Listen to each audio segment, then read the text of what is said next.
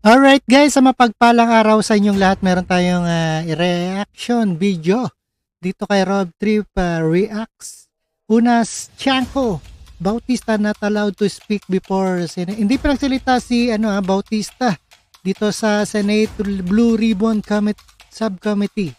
At ano kaya ang dahilan? Alright, panoorin po natin dito sa ating reaction video. And without further ado, let's do watch guys dito kay Senator Cayetano. Alright?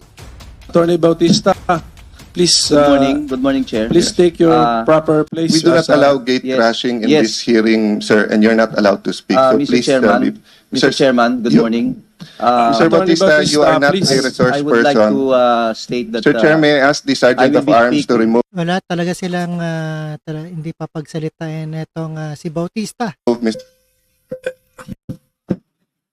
Bautista, Mr. Chairman, you- may I you- request be recognized? Mr. Chairman, Congressman- Congressman is also not a resource person.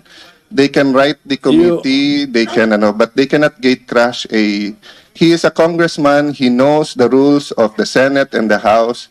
If you wish to write the committee, but you cannot just raise your hands here and come when you're not a resource person. You write a letter to us, and we will do. Okay, as a compromise, I will declare a recess and I will talk to the two of you to find out. The recess for a few minutes. Magandang president para anytime.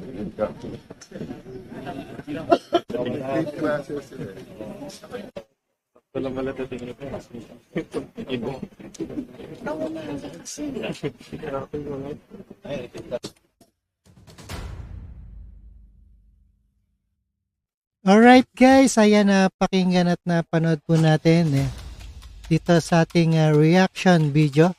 Alright, Unas Chanko yan naging hindi pinagsalita si Bautista sa Senate Blue Ribbon hearing.